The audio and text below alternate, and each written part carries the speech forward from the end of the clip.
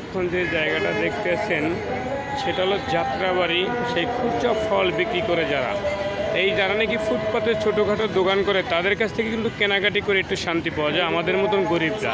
কারণ এখন যেই মালগুলি যেখানে দেখতেছেন কিন্তু এরা মাল বিক্রি করে বেশি, দাম বেছে কম, কিন্তু মালগুলি অনেক সুন্দর সুন্দর মালটা, কারণ এরা হলো অনেক বেশি বেশি মাল কিনেও বেশি, বেচেও বেশি।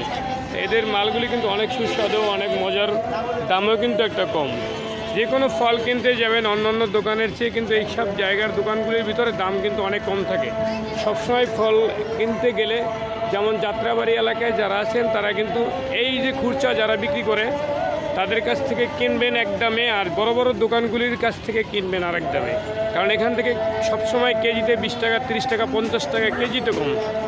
এই যে দেখেন এরা কিন্তু ছোট ছোট দোকান, মালগুলি কিন্তু অনেক সুন্দর সুন্দর মাল।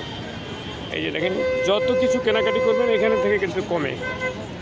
এটা যাত্রাবাড়ি, সেই থানার সামনের অপর সাইডে যেই মার্কেটের সামনে যে দোকানগুলি, ওদের ফুডের যে দোকানগুলি, ওদের কাছ থেকে আপনারা সবসময় কমে কিনতে পারবেন।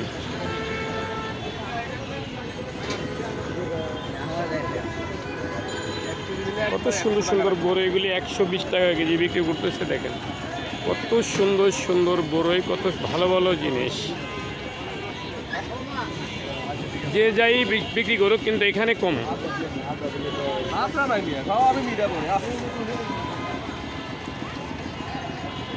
হয়তো আজকে বন্ধের দিন দেখে কাস্টমার কম, কিন্তু এখানে জমজমা একটা মার্কেট, ফল মার্কেট।